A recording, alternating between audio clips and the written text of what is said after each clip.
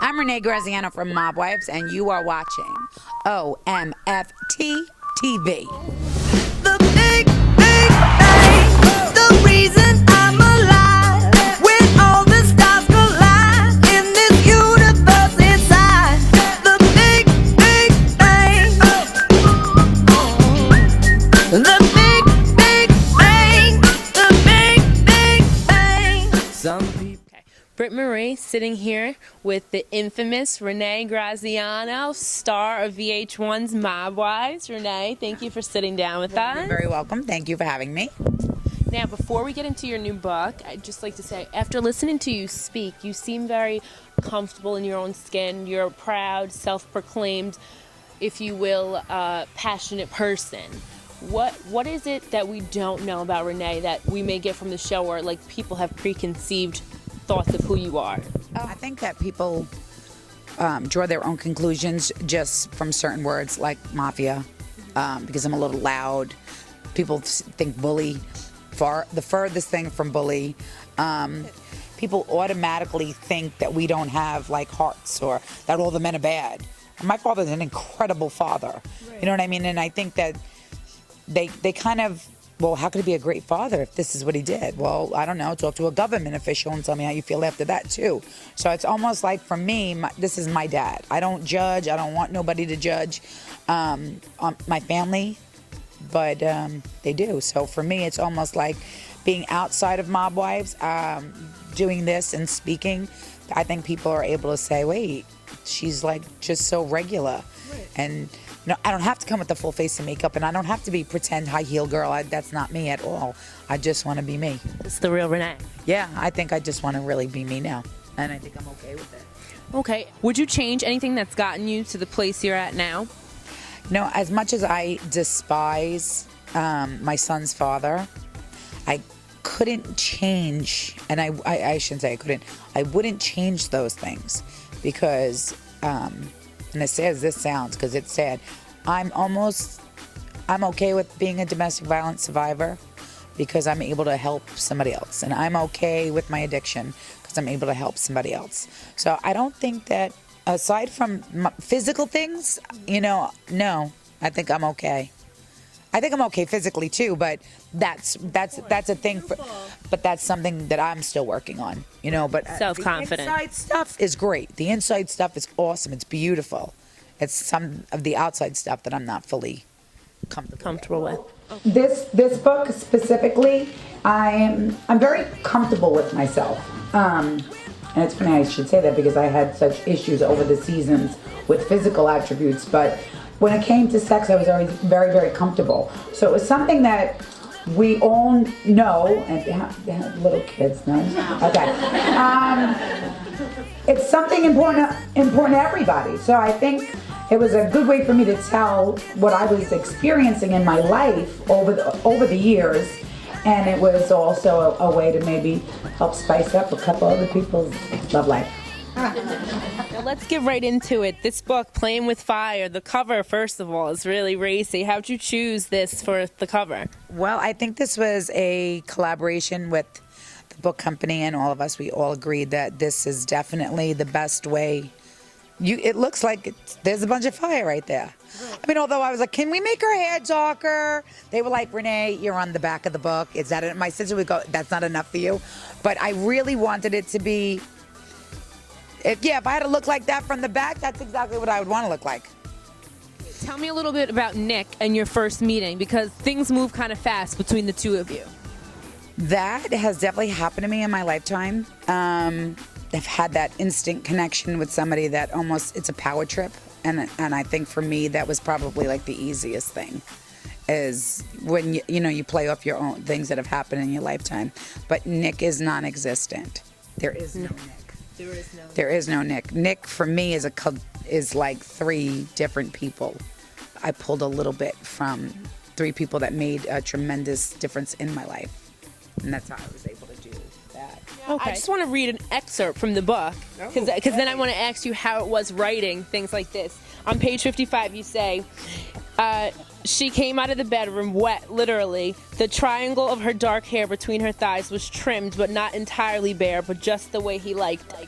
So you're obviously comfortable with your sexuality, but how was it writing in this vulgar, raunchy, if you will, way? Well, let me just tell you that I wrote it a lot differently, and it was a lot more filthy, and then they had to clean it up and Edit it a little bit. clean it up and make it neat, because I speak the way that I speak. Right. You know what I mean? I'm comfortable. I mean, every woman should be extreme. Every man, every woman, everybody should be comfortable with themselves that way. As much as I might not like the, way I look when it comes to sex, I'm good. Like that's, not a problem, and I never had a complaint ever. So. Awesome. Yep. Now, what do you think this book can do for someone's sexuality? Maybe if they're not comfortable with themselves. They need to read. They could start at the bottom of page 60 and go right to 61. Okay. And I think they'll be okay after that. I actually, friends of mine in Atlanta, I just came home and guys, and we're like, just read that. And when I tell you, their faces were red. They were like, Renee. I was like, well, how do you feel? And they were like, I'll see you in like a few minutes. So for me, it was like, oh, okay, it worked. And that was the whole point of it. It worked. You want to get people to open up. I want the sex is the thought of it is so like if you were to think about like the best sexual experience, you could visualize things in your mind. Right. So for me, that's visualize it. Okay. Now, for the fans who want to know, will there be Renee on season 5 or? Maybe there'll be a Rain on season 5. Rain. That's who we need. It. Yeah, maybe that's what I need exactly. I don't know. I'm torn. It's a 50-50. It was less. Now it's it's getting better. I'm getting closer to it, and I think that I do bring a lot to the show, and I would almost feel like I abandoned my sister if I did leave. Right.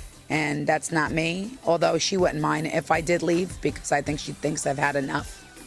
Okay. She's also my manager. I think she almost feels like you've taken a really good beating. Mm-hmm. So she would be okay if you? Yeah, she would never be mad. She knows that I would only leave because I have to better myself. Right. So I think anybody would be the most selfish person.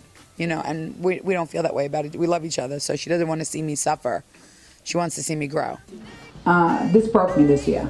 It truly did, and that's kind of surprising after really being on an operating table and then losing 6.3 pints of blood and having his son come in the room to say goodbye, and your ex-husband who you love more than life, you're getting back and you think he's in love with you, and then he's wearing a wire.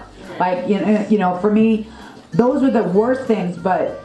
After my relapse, which was so public because it was actually happening at that specific second, it really kind of broke me down, which makes this part of my life that much more amazing, because I'm a pretty tough cookie and I'm a kick-ass bitch in plain English, and that's the great part about it. I mean, aside from that, honestly, the greatest part about it is that I can help somebody. Someone could look at me and say, I don't want to be nothing like her. And that's okay. Because I wouldn't want anybody to have to go through what I did or even be like me in that sense. As far as, being able to get up and be strong, why wouldn't you want to be like me? But why would you want to be like me? You know what I mean? It's kind of like what do they say, a double-edged.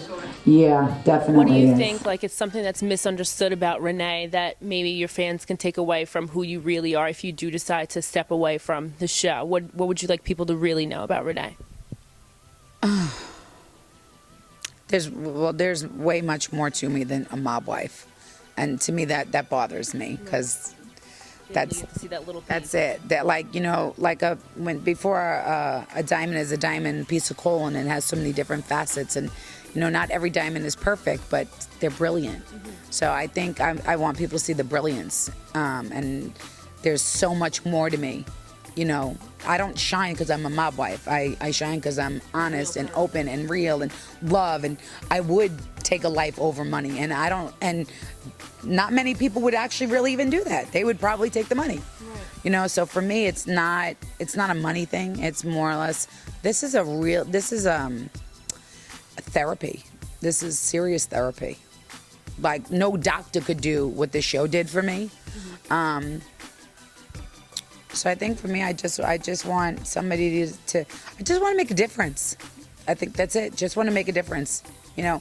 And if it's in somebody's household where, you know, they're an addict, and they could look at me and they'd be like, I don't want to be like that. That would be awesome too, because that means they're growing.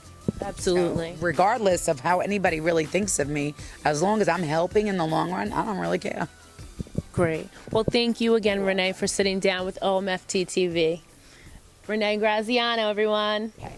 I'm Renee Graziano from Mob Wives, and you are watching OMFTtv.